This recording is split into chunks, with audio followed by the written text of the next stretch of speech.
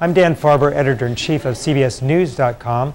Today, Andrew Cuomo, the Attorney General of New York, issued a compensation study that showed how banks that were receiving bailout money sent out bonuses to their employees that far exceeded their profits. And I'm joined by Kelly Wallace, CBS News correspondent, who is covering this for Evening News, which will be airing your segment tonight. So I'm reading the statement, and the report says the compensation for bank employees has become unmoored from the bank's financial performance.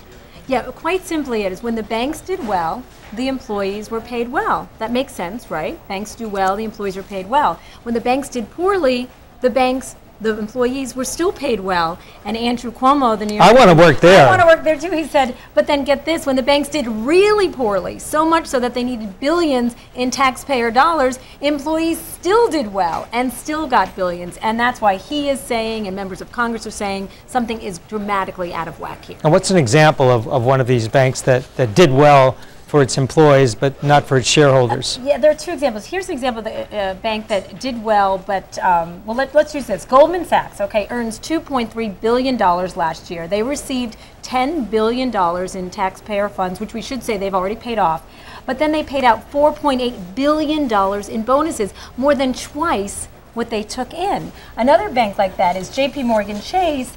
Also, earnings $5.6 billion, got $25 billion in taxpayer dollars, but $8.6 billion in bonuses. So these are examples of companies that are paying out far more in bonuses than they took in 2008. Now, Attorney General Cuomo issues this report.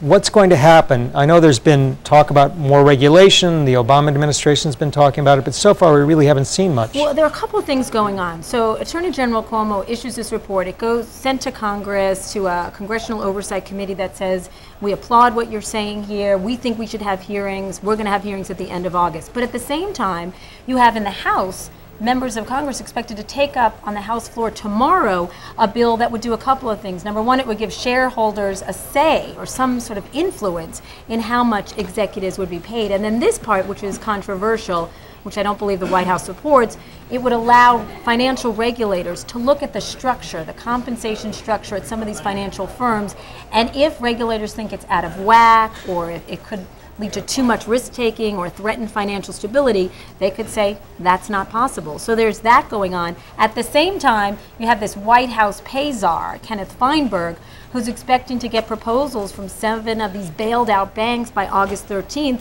on how they want to pay their top 100 employees. And it's a big confrontation looming because the Wall Street firms say we need to pay these men and women millions, sometimes even more than that, to keep them or else they'll jump ship, and the White House is going to have to look at that, knowing the public is outraged. I know there was a case where I think it was a Morgan Stanley employee was getting a $100 million bonus. Yeah, it might be Morgan Stanley too. There's also a case that we reported on earlier in the week of a Citigroup trader. Okay? It was probably Citigroup then, yes. Okay, so he brought in something like his energy trading unit, very lucrative, brought in something like $2 billion for the company over the past few years. He's due, based on a contract, to get something like 1/3 of the profits, which would mean $100 million this year. But Citigroup, and I didn't even mention them, they lost $27 billion last year.